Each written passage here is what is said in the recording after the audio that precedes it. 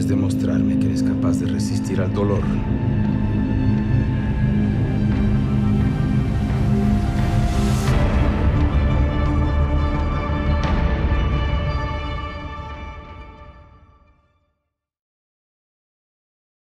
Je viens d'une famille pour qui l'art a toujours été quelque chose de complètement imbriqué dans la vie. Un artiste, c'est un explorateur, il est toujours quelque part en avance sur son temps, ou à la pointe de son temps. Chacun des films que j'ai fait avec mon père, chacun correspond à des âges différents, donc les façons de les recevoir sont différentes. Et Topo, moi, j'avais 6 ans et demi, j'ai pris ça très au sérieux, j'étais très fier d'être invité à collaborer avec mon père dans son film. Et j'étais très intéressé par toute la technique cinématographique. Les trucages, c'est quelque chose qui m'avait fasciné. El Topo, c'est un western métaphysique, mais c'est un western. Et donc, il y avait des coups de feu. Et donc, comment est-ce qu'on fait les coups de feu? Comment est-ce que le sang jaillit de la chemise? Comment est-ce qu'on lance un couteau et traverse le cou d'un méchant? De quoi est fait le sang? Tout bêtement. C'est une énorme quantité de sang dans un western et dans celui-là encore plus. Donc j'étais vraiment fasciné par ça et très fier et très content d'être là. En plus j'étais l'enfant du film, donc le chouchou de tout le monde, c'était parfait. Ensuite sur le projet de Dune, j'avais 12 ans et j'avais conscience de la taille du projet. Et là c'était très clair que le rôle de Paul Atreides c'était quelque chose d'énorme, auquel il fallait beaucoup se préparer. Donc là je me suis préparé avec beaucoup de sérieux. Les arts martiaux pendant 2 ans, et puis pas seulement les arts martiaux. Non pas que dans le film ils allaient me servir directement, mais comme cet enfant était supposé être le Messie, était supposé être quelqu'un qui avait un super esprit, qui est un guerrier de l'esprit autant que du corps. Voilà, donc, on s'est beaucoup préparé, et là j'ai pris ça très sérieusement, mais c'était super, et puis quand ça ne s'est pas fait, je savais que pour mon père c'était une déception, hein, malgré tout. On le voit très bien dans le documentaire de Frank Pavich, Jodorowsky's Dune, c'est très bien raconté. Puis je suis entré en adolescence, à ce moment-là, la chose la plus importante au monde, c'est tes potes, c'est tes copains, c'est te découvrir, c'est tes hormones qui montent, c'est tout ce qui s'ensuit. Donc j'ai traversé ça avec beaucoup de philosophie, et quand plus tard, après j'ai fait ma carrière d'acteur, principalement au théâtre, très très longtemps, par une formation par moi-même. J'ai fait vraiment tout un parcours au théâtre qui correspondait vraiment à ce que je voulais, et où ce que j'avais appris dans la préparation de Dune, au niveau de la préparation physique, m'a servi parce que mon corps savait apprendre. Et donc quand je suis entré au Théâtre du Soleil, quelque part mon corps était déjà disponible. Très éminent membre de cette académie, vous me faites l'honneur de m'inviter à présenter ici un exposé sur mon ancienne vie de singe.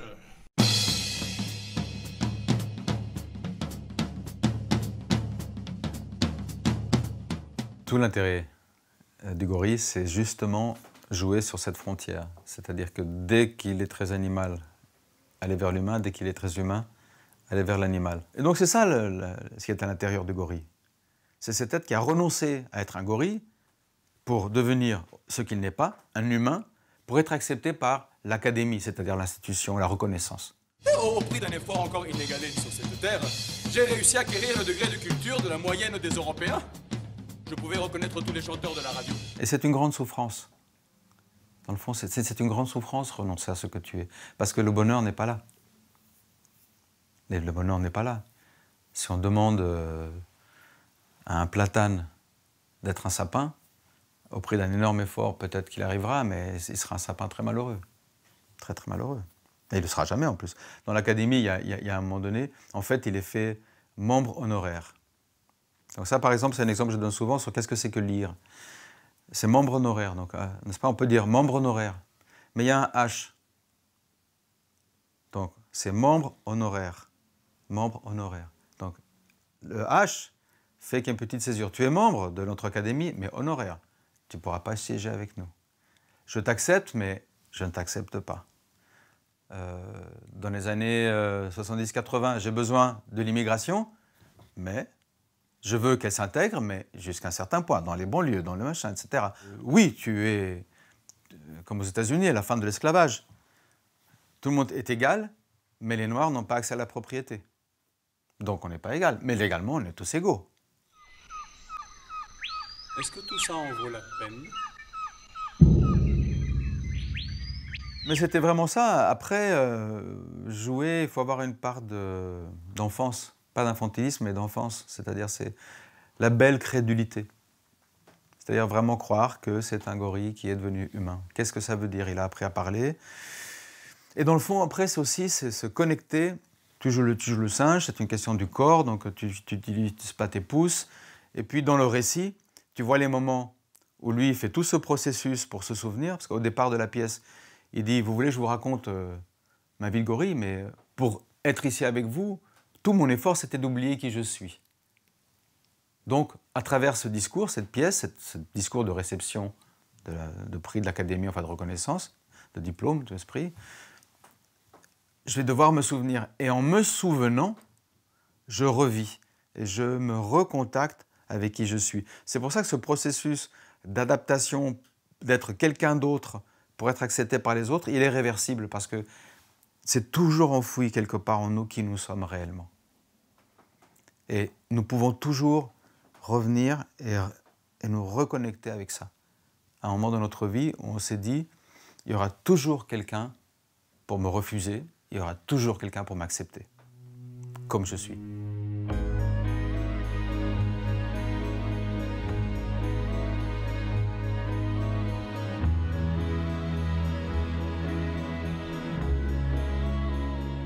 Quand j'ai fait ma carrière d'acteur et que mon père a décidé de revenir au cinéma beaucoup plus récemment, en 2011, on est parti tourner La danse de la réalité. Et là, c'était pas parce que j'étais son fils. Si, c'était parce que j'étais son fils et que c'était son autobiographie et que c'est une histoire très intime et qu'il a eu cette idée un peu saugrenue de me faire jouer son père.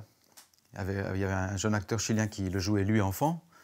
Donc, quand il s'est agi de jouer Jaime, mon grand-père, justement, mon père m'a dit un jour, bon, prépare-toi bien, tu vas jouer ton grand-père. Je lui dis non, je ne connais pas mon grand-père, puisque tu n'as aucune relation avec lui, puisque tu as coupé avec lui, on n'a jamais été en rapport avec lui. Donc, la mémoire est une fiction. Tous nos souvenirs sont un point de vue. Parfois, on a même des souvenirs qui ne nous appartiennent pas, qui sont des souvenirs qu'on nous a racontés, donc on a adopté le point de vue de quelqu'un d'autre, comme si c'était le nôtre, et on prend ça pour une vérité. Évidemment, c'est transposé, c'est fait de façon un peu... c'est poétisé, disons, d'une certaine façon. C'est vu du point de vue de l'enfant, parce que le film prend le point de vue de l'enfant. Alors après, il y a des faits historiques, bien sûr, mais chaque fait historique peut être lu d'une façon ou d'une autre.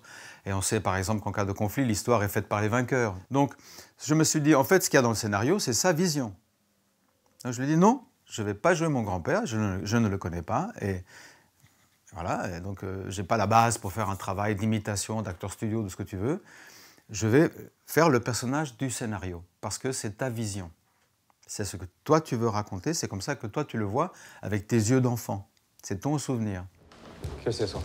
La caja de Carlitos. ¿Qué hiciste con tus zapatos? Se los regalé a Carlitos. Pues estás loco. Es que me dio mucha pena. Es pobre. Ve y quítaselos. No puedo, se fue a la playa. Este mocoso va a venir a buscar su cajón. Vas a la plaza, lo esperas el tiempo que sea y se los quitas aunque sea a golpes. ¡Sí, papá! Le premier jour de tournage, il m'a demandé de parler de façon un peu très forte. Je dis oh, écoute, ça au cinéma, ça va pas passer. Selon mon expérience, théâtre, cinéma, c'est pas pareil. Non, non, non, non, mais pas du tout. Ce film, c'est un opéra, c'est un mélodrame, c'est la vie d'un enfant. Et donc, ah ok, j'ai compris. Tout, il m'a dit, voilà, tu vois, je vais cadrer souvent plein pied, très peu de gros plans, comme des dessins d'enfants. Et donc, à ce moment-là, j'ai investi ma connaissance du travail. J'ai mis la dose de travail d'acteur de théâtre pour en faire un personnage. Il y a une phrase qui dit, son épouse Sarah lui dit, tu as passé ta vie déguisée en tyran. Et donc, je me suis dit, c'est pour ça qu'il faut bien lire. Voilà une indication très intéressante. Et surtout lire les répliques des autres personnages sur vous.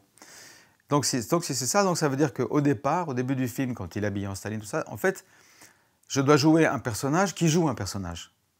Vous voyez, donc il y a une double transposition. Dans La danse de la réalité, il traverse un défilé de vrais nazis, de vrais gars qui veulent vraiment la tyrannie. Et au début, il ne le respecte pas du tout. Alors lui, après, avec sa rage de personnage héroïque du film, il les bat, il les frappe, et puis justement, on voit comment tous ces gars-là, une fois qu'ils sont battus, ils pleurent comme des petits bébés. Qu'est-ce qu'ils sont dans le fond? Quand il veut tuer le tyran, à un moment donné, parce que c'est sa mission qu'il se donne, il va tuer le dictateur, il n'y arrive pas. Donc, il a une forme d'impuissance. Donc au centre de ce personnage, il y a une forme d'impuissance. Et c'est ce qu'il veut. Il veut être puissant parce qu'il est impuissant. Aujourd'hui, dans notre monde d'aujourd'hui, on cherche le regard des autres à tout prix. On s'expose, et Instagram, et Twitter, et et tout le monde. Voilà. Et on voit que d'un côté, c'est très motivant pour certaines choses, mais d'un autre côté, c'est atroce. C'est atroce parce qu'on veut aussi être capable de montrer le pire de soi. Les gens commencent à montrer le pire d'eux-mêmes. Pourquoi? Parce qu'ils reçoivent de l'attention.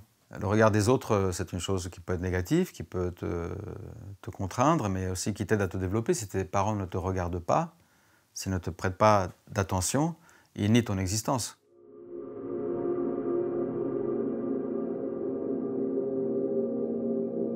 Élodie Demet s'occupait du casting en France. Elle me connaît parce que elle fait très bien son travail, elle va beaucoup au théâtre, elle connaît les acteurs, on avait travaillé ensemble. Et donc elle m'a simplement invité à passer un casting. Et quand je suis venu passer le casting, elle m'a dit « Écoute, je ne peux pas te dire ce que c'est, je t'envoie le texte à apprendre. » Et au bout de 3 semaines, elle m'a dit « Oh Brontis, donc il voudrait que tu ailles à Londres pour un callback. » Ah d'accord, très bien, mais c'est quoi? Ah mais comment t'as pas deviné? Je lui dis, bah écoute, franchement, tu m'as pas appelé pendant 3 semaines, je pensais que c'était... Tu sais, moi je passe sur les castings, j'ai appris à pas rester à attendre que mon téléphone sonne quand je suis passé le casting. J'ai dit, bon, je l'ai passé, j'ai fait de mon mieux, on va m'appeler, pas me rappeler, on verra bien. Il m'a dit, bah voilà, c'est Nicolas Flamel, c'est Les Animaux Fantastiques, 2e épisode de 5 films.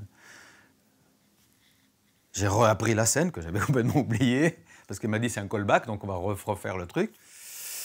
Right, donc je me prépare bien, j'y vais. Moi, j'avais pas du tout pensé que j'allais voir David Yates, tu vois. Ok. Et puis il me dit, j'ai beaucoup aimé le casting qu'on nous a envoyé de Paris, et je serais vraiment, vraiment très heureux si vous acceptiez de faire le film. Donc là, j'ai senti que je l'évitais de 5 mm pour que ça se voit pas trop, mais je me suis mis à l'éviter sur ma chaise de bonheur et d'euphorie, tu vois. Et je dis, mais bien sûr, c'est moi qui serais heureux de le faire. Mais bon, entre-temps, j'ai quand même un peu regardé Nicolas Flamel, tout ça. Il a quand même 600 ans. Pourquoi vous ne prenez pas un acteur âgé? Tu sais, l'acteur qui est un peu... On est en train de te dire, tu vas jouer, tu dis, pourquoi vous ne prenez pas quelqu'un d'autre? Ils avaient cherché des acteurs plus âgés, mais ça ne collait pas. Et il lui fallait quelque chose qui puisse faire les deux. Et puis, il n'y avait pas beaucoup d'acteurs français âgés qui parlaient anglais.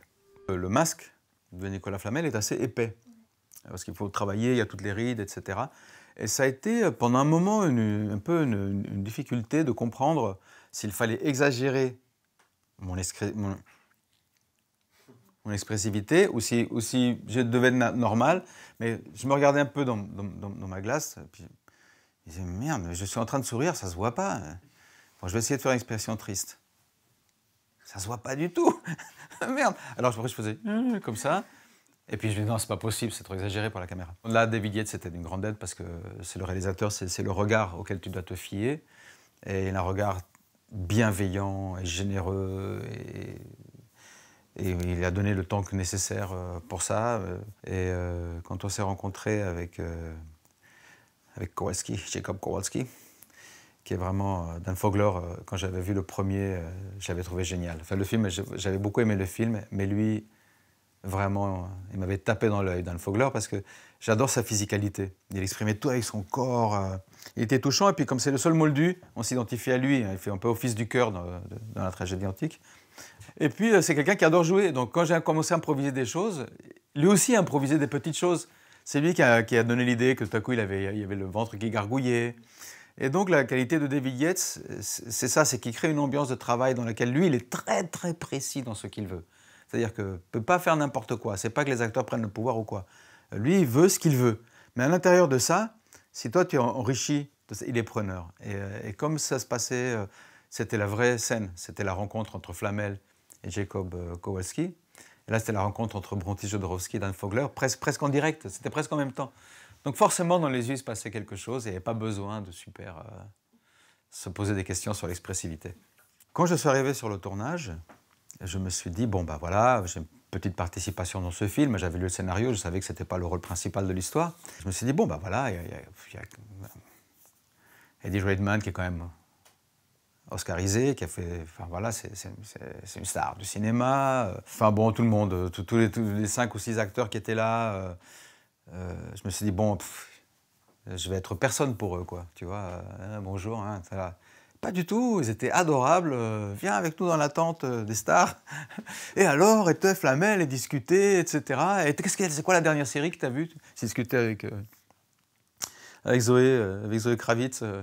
On avait toute une petite discussion comme ça, une bonne demi-heure sur les meilleures séries et tout, ce qu'on avait aimé, ce qu'on regardait. L'équipe des Animaux Fantastiques, qui était exactement la même que l'équipe du premier, c'est de très grands artisans. C'est vraiment les décors. Bon, évidemment, dans le film, on le voit, c'est spectaculaire, c'est beau, etc. Mais on prête attention à l'histoire. Mais quand on voit les vrais décors dans les studios, on a tourné près de Londres, dans les studios de la Warner, c'est absolument magnifique. C'est de la marqueterie. Il y a le grand bâtiment des costumes, le grand bâtiment des décors, plusieurs studios avec différents décors. On peut passer de l'un à l'autre, ou parfois deux équipes tournent en même temps. Et que des gens bienveillants et heureux d'être sur ce projet. Et pour toute l'équipe technique, plus que pour les acteurs, c'était 9 mois d'être là, tu vois. Donc il vaut mieux être dans des bonnes conditions. C'est vraiment un travail, mais fait avec un soin, une attention, vraiment un plaisir de faire son artisanat absolument fantastique et très très motivant. Parce que ça vous pousse à vous en tant qu'acteur aussi à donner le meilleur de vous-même. Le doublage est très amusant, c'est très intéressant parce que c'est une couche supplémentaire au cinéma du jeu. On peut ajouter à son jeu, à la profondeur, à la richesse de son jeu ou un contrepoint à son jeu à travers le doublage, la post-synchro. Et donc, sachant que le film allait être en Amérique latine, j'aurais dit, c'est moi, je leur ai dit, écoutez, moi je veux le doubler en espagnol. C'était pour le mieux parce que qui peut mieux doubler un acteur que l'acteur lui-même? Organiquement, c'est plus juste. Et puis moi, je me souviens des indications de David Yates sur le tournage, de comment on a tourné, de l'ambiance qu'il y avait. Donc voilà. Et pour le français, c'est pareil, j'ai demandé, mais ça c'est sur mon contrat au départ. Mais c'est une expérience très amusante. C'est très amusant à faire. J'adore faire ça.